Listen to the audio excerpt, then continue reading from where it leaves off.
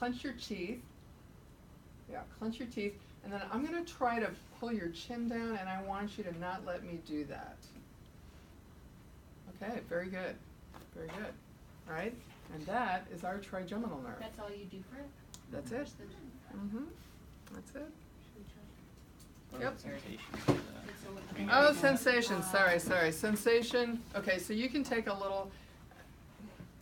You can just use your finger. Okay. Okay. So now close your eyes and tell me if you feel those. Mm-hmm. Okay. Can you feel this over here? Yep. Okay. That's it.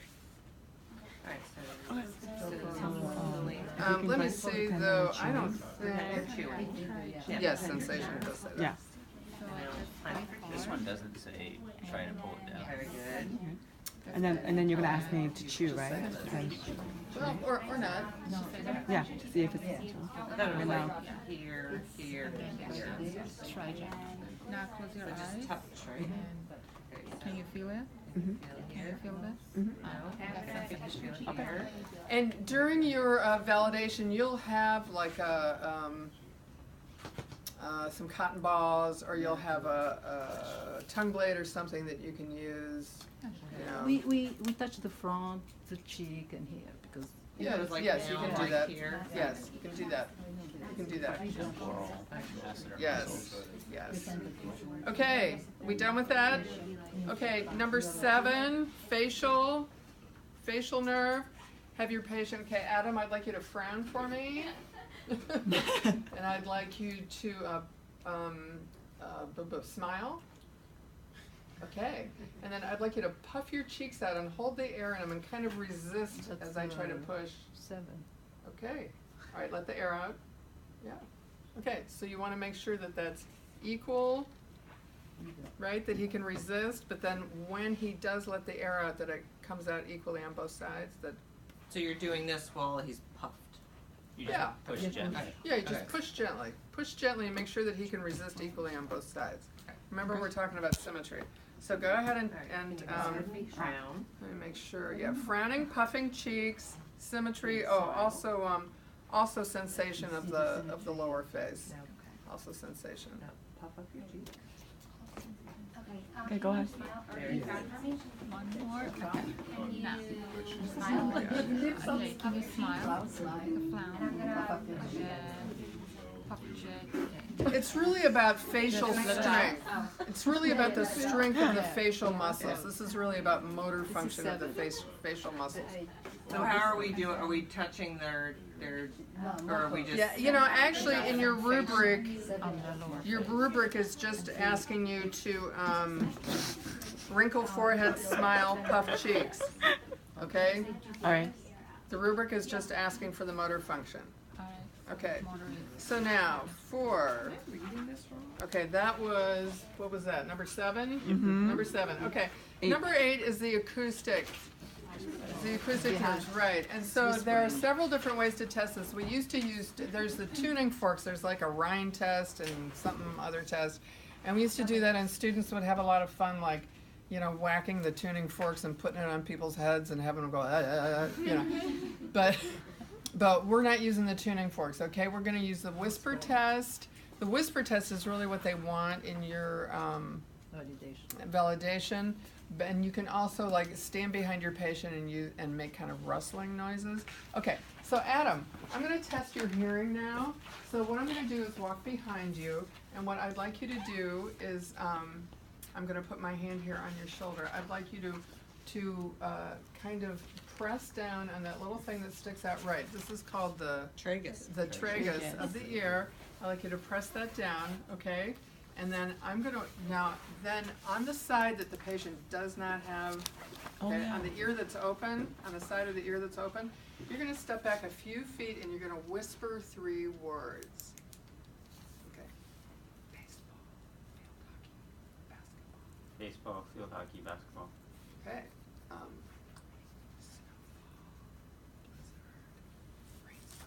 Snowfall, blizzard, rainstorm. Okay, that's what you're going to do. That's exactly what you're going to do, and then you're going to do it on both sides in your validation. That's okay. We're done. I believe you can hear. You're going to do that on both sides, and you can also stand behind them here. Go ahead and push down the Okay. So on this side, tell me if you hear anything. Mm-hmm. Okay. Sounds like me rubbing my fingers together? Okay, so you can make a little rustling noise and ask them what does that sound like. You can have a little piece of paper, but your validation just asks for the whisper test, okay? So know how to do the whisper test, do it on both sides. I have students obsess about how far back should I be, and I think it is like 4 or 5 feet. There is some standard, but I would obsess less about that and more about just doing it correctly. Is that this neurological is part of a bigger assessment, right? Like it's like This is part of HD, your, MT, and- this is part of your final validation. This is part of your head to toe. Okay. Okay, so I'm helping you to build on this. I'm helping you to get prepared for this. This is what we're doing all semester. I mean, it's to teach you standards for nursing assessment, right? I mean, that's what we're doing, but I'm trying to help you build on what we're learning week to week. Okay, where were we? Acoustic, okay. So oh, okay, why don't you guys try that? Go ahead and try that. Try the whisper test. I'll sit down. Yeah. Cover your tragus. The left. I can't hear anything because everyone else is talking. Go ahead. Yeah. Oh. Yeah, I was like, I can't hear anything because everyone else is talking. Okay. Go ahead. Go ahead. Oh. Red, blue, black. Here, here. Okay, so you guys get the idea? Get the drift? Tragus. But you know, your patient isn't, Just say the little skinny one right here. yeah, just say that little thing that sticks out into your, push down on that, that's called a tragus. Nursing name tag. Okay, everybody, sit back down, sit back down. You kinda get the drift, right? Yeah. You get the drift. Okay. Part of your validations are explaining things to the patient in a way that the patient can understand. Do you think the patient knows the word tragus? No. Okay, so you say something like this little thing that sticks out into your ear, this, or show them what it is. Say, this is called a tragus. I'd like you to just press on that so that your ear canal is obstructed. Oh, that's good. Yeah, because there's some points you can lose for talking to them like you're a medical dictionary. Okay, so that was our acoustic, and now glossopharyngeal. This is where we are going to have our, you should use a tongue depressor for this. Okay, now glossopharyngeal, see this word pharyngeal in here? Okay, that means you're looking at the pharynx, you're looking at the palate, you're looking for symmetry. When somebody says ah, they're not just testing to see whether you can say ah. They're testing to see whether your palate moves in a symmetrical way, whether you can keep your tongue in place, whether your uvula more or less stays in place. I mean, it should be flexible, it should move, but it shouldn't be like deviated to one side, okay? So what you want is your light source. Okay, so Adam, what I'm going to do is just kind of have you relax a little bit. I'm going to shine a light in your mouth and press down gently on your tongue and have you say ah. So if you could open up for me. Okay. Okay, can you like look back a little bit? Okay. Okay, can you say ah? Okay, very good. Say ah again. Okay. Your uvula is actually slightly deviated, but it's okay. We're not going to worry about that. You have your tonsils? Yeah. Okay. I don't Okay. have one. Well, that's all right. We're not. Okay. I'll get that checked out. It's. I'm sure it's not a big deal. I'm sure it's not Which a way big is it deal. deviated?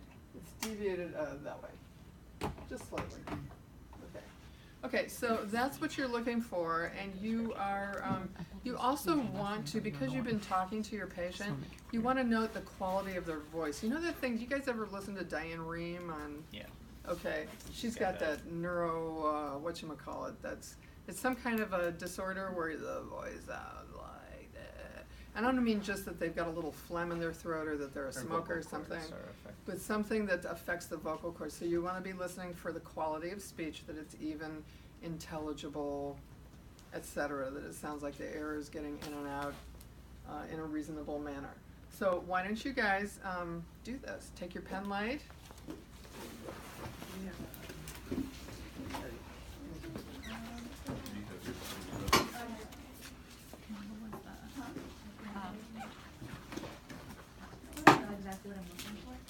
Okay, so one thing you can be practicing is how to open.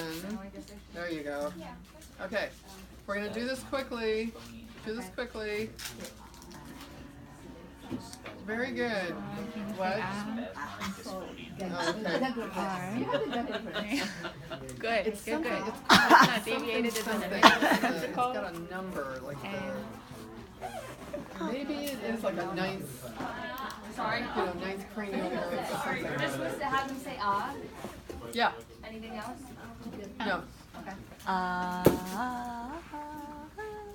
Just have them say on, note the quality of their voice. Okay, we need to be moving along, moving along. Moving along. Okay, the vagus nerve. Okay, everybody, the vagus nerve, you're gonna, yeah. Okay, the vagus nerve, we checked by testing the gag reflex, which I'm not gonna do to Adam, and you guys aren't gonna, we don't want anybody barfing.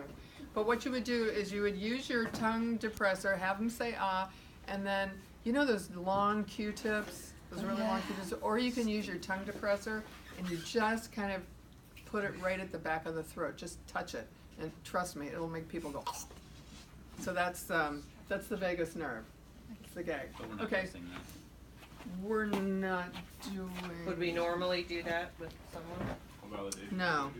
With validation, no? We're just doing. No, 9 and 10, we're not doing the gag. We're just doing the uvula. You know, see if you can visualize the uvula, that it's midline, that the palate moves symmetrically when the patient says ah, but we're not doing the gag reflex. Okay, so spinal accessory. Spinal accessory is tested by having the patient shrug against existence, so resistance. So Adam, you're gonna feel my hands on your shoulders. And I'm going to be pressing down a little bit, and I want you to try to shrug your shoulders when you feel me press, okay? I'm going to say now, and you're going to shrug your shoulders. Now. Okay. See, he's able to easily displace my hands. And I'm doing this on both shoulders, and you should be standing pretty much, okay, do it again. Okay, you should be standing like, you know, right behind your patient. So you guys try that.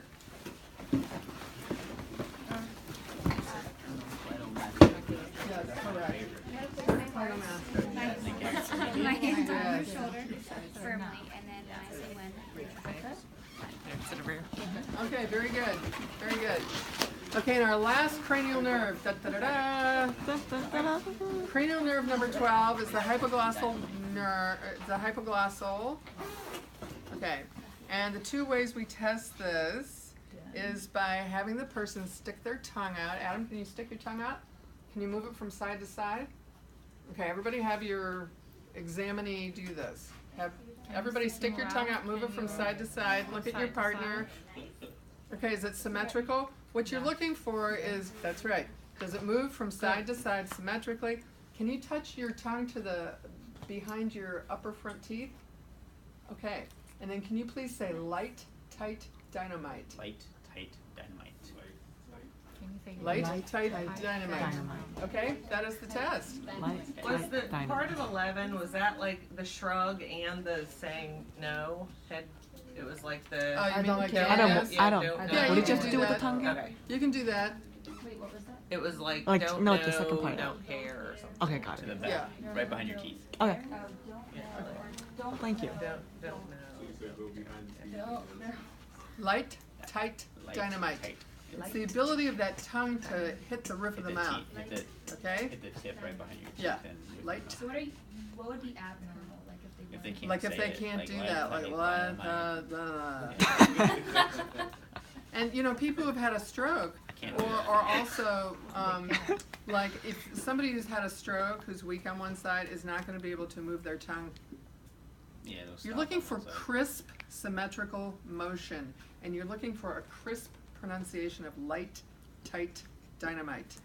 So for someone with the Tight. so for someone with a stroke, this Dynamite. would be like a good baseline for as they go through rehab, like they Okay. weren't able to do. Yes, that is correct. And the NIH stroke scale, which is the gold standard of measuring progress for people who are recovering from strokes, incorporates a lot of this testing, but not all.